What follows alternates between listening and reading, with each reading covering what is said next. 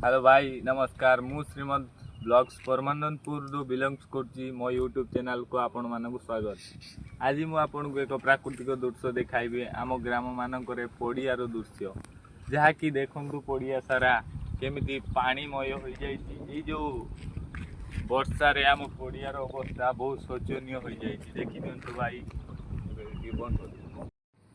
आपण मानक देखी तो आमर पड़िया देखिपे केते पानी भरपूर पानी बहुत सारा हो जाए। बर्तमान आम बिल मान देखा आपन देखु आम बिल मान अवस्था केमिति लोक मैंने यही बिल किभली भाव निजर भरण पोषण धान चाष करते वर्ष तो बहुत सारा पानी हो जाकर कर्मपंथा बंद हो जाइए।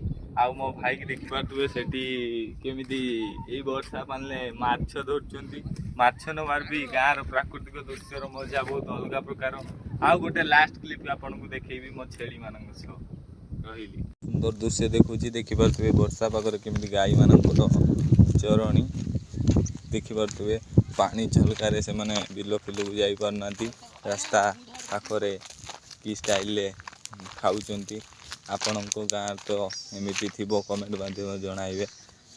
बर्तमान गोटे व्यू देखु बिल रे केते सुंदर भाव तला पका बिहन किंतु वर्षा हवा जोशुरु बिहनर केते क्षयक्षति होती। तो देखिपे छेली आमर गाँव प्राकृतिक दृश्य केते सुंदर आउ टे सांग मैंने देखी मो पाखर किए अच्छा कि छेलींकर दृश्य जेमिति कि से माने घास खाऊंट वर्षा पागरे यही देखिपारतु बहुत सुंदर सुंदर छेली। आपन कमेंट करेंगे आपण घरे छेली अच्छा कि ना। यही है सबुठार बड़ छेली भाई एमाने पानी को डरती से पानी हो जाइए पानी पाखक जाती ना। बर्तमान से रास्ता पर पेटे खाई देकी ठिया आपण घरे जदि एमती छेली अच्छी जरूर कमेंट रे कहिबे। आउ देखंतु आपण मानकु देखि तो आमर पड़िया देखिपे केते पानी भरपूर पानी बहुत सारा हो जाए। बर्तमान आम बिल मान देखुची आपन देखु आम बिल मान अवस्था केमिति लोक मैंने यही बिल किभली भाव निजर भरण पोषण धान चाष करते वर्ष तो बहुत सारा पानी हो जाकर कर्मपंथा बंद हो जाइए।